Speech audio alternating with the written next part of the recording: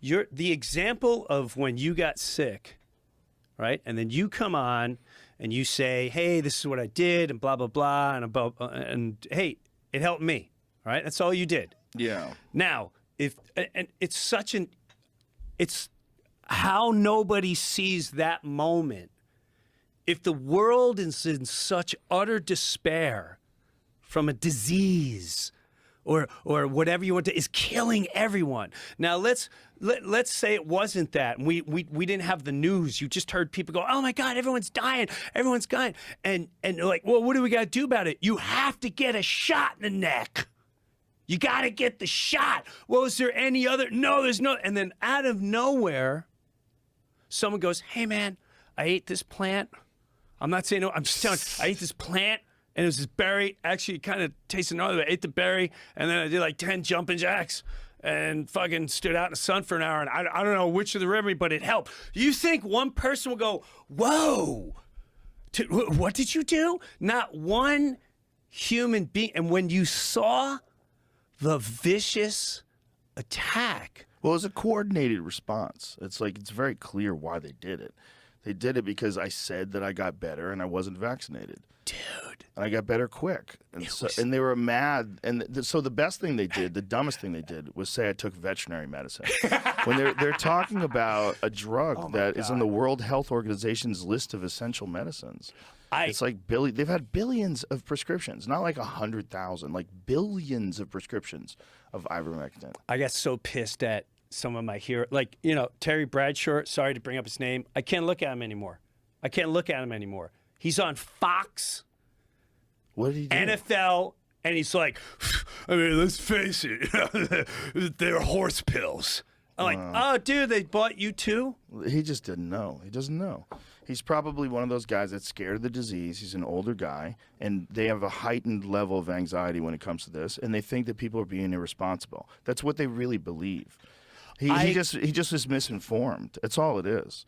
You're right. He just didn't know that it like this narrative that there's only one way to deal with this, and that this way is actually going to stop it. Well, if it is going to stop it, why do you care who gets it? You should just get it, because if you get it, that means that no one else is going. You're never going to get it. Everybody who gets the shot is never going to get it. That was the narrative.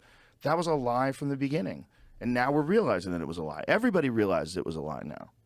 Like I was talking to someone last night that had COVID really fucking bad after being vaccinated, like really bad. 2 weeks wrecked. So I have a great friend, and his daughter, college, gets the shot. She ends up in the emergency room, and she's got blood clots on her liver. And they're all like, you know, what do you think of it? Well, you know, she rows a lot on the row team, and like, are you really gonna believe that's what it was? Well, people do anything to not blame it on the vaccine.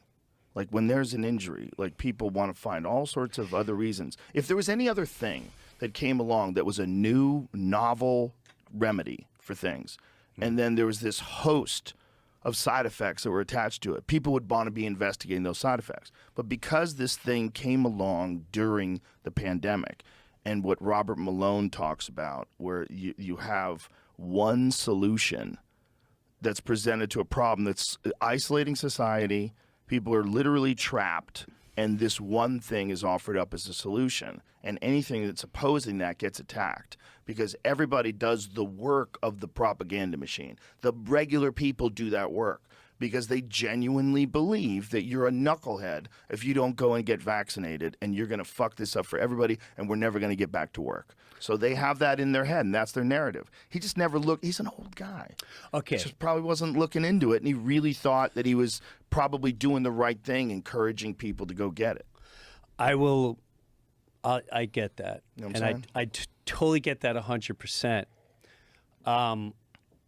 But I feel like people like him and everyone that have been out there, even the ones that believed everything, and that's okay because they got scared, and I get it.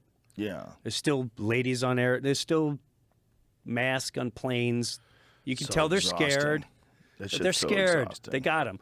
But they need to understand. It's like when you're humbled. Hey man, I might have been.